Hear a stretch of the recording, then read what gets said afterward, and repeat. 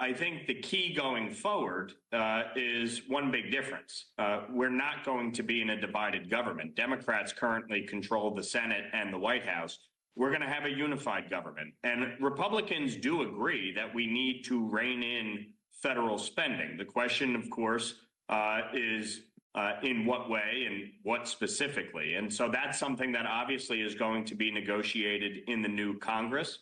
But look, as you pointed out, Senate Democrats passed exactly 0 bills in terms of the appropriations. Shameful. We passed all 12 through our House Appropriations Committee. We passed about half of them on the House floor.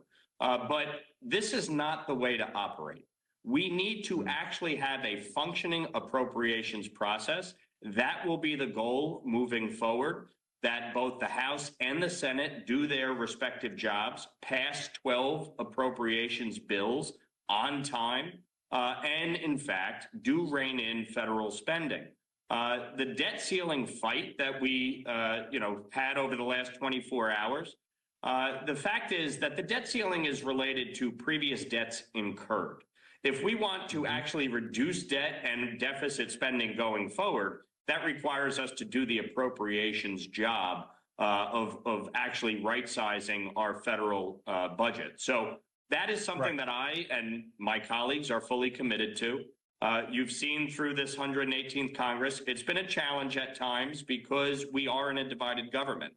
I do believe as we move forward, it will be a lot easier to actually find consensus and get support.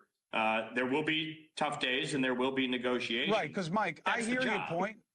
It's the job. I hear your point, but literally, the elephant in the room, right, your party's animal, is Trump. And you know why he wanted that debt ceiling raised. He wants to cut taxes, and he does not want to cut spending like he did the last time. Why? Because people get hurt when you cut spending.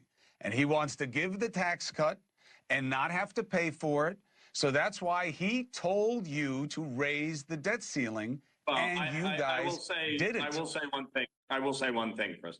With respect to tax cuts, the fact is only in Washington is that viewed as an expenditure.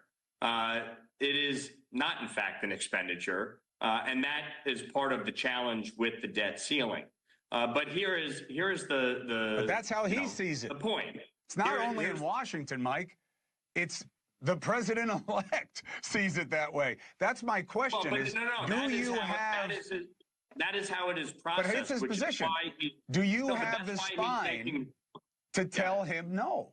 That's my question. Chris, that's why he's making the point. The way that the budget is calculated, a tax cut would count against the debt. The point is, to me, this is all going to be negotiated in the next Congress, both deficit reduction, spending cuts, and tax cuts.